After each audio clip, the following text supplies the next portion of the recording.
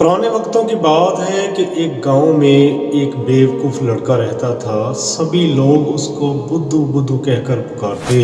वो लड़का इतना ज़िच हुआ कि उसने कहा कि मैं अच्छा भला हूँ, मुझे सब बुद्धू कहते हैं, मैं ये गांव ही छोड़ देता हूँ। एक दिन उसने गांव छोड़ा, दूसरे गांव में वो चला गया।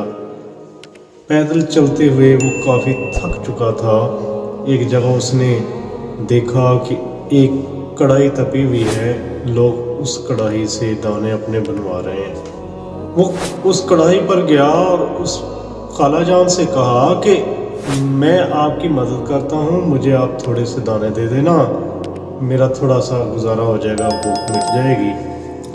उस खाला जान ने कहा ठीक है बेटा, तुम आग जलाओ, मैं दाने बनती हूँ, बाद में मैं आपको कुछ खाने को दूँगी।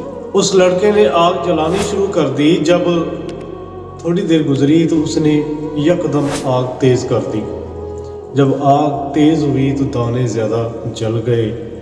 जब दाने जले तो उसने कहा कि तुम भी बुद्धू हो, दाने जला दिए तुमने। वो कहने लगा खाला जान, मुझे एक बात तो बताओ कि मेरा नाम तुम्हें कहाँ से पता चला कि मेरा नाम बुद्धू है?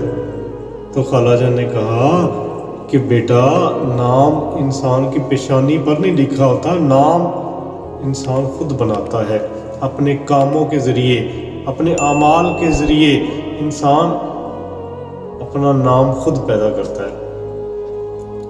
तो तेरी हरकतें ऐसी हैं, इसलिए मैंने तुमको बुद्धू कहा है। तो नाज़रीन कराम, बात करने का मकसद ये है कि इंसान इस दुनिया में जब आता है तो उसकी पहचान उसके काम होते हैं, ना कि उसका नाम होता है। आज तक दुनिया में वही लोग मशहूर हुए हैं, दुनिया में उन्हीं का डंका बजा है जिन्होंने मेहनत करके अपना नाम पैदा किया, जिनके पास को हुनर था। तो वजह शोहरत कुछ ना कुछ इंसान की मेहनत भी उसके कारआमद साबित होती है। तो जैसी हरकतें होती हैं इंसान की, वैसे ही उनको इल्काबात मिलते हैं।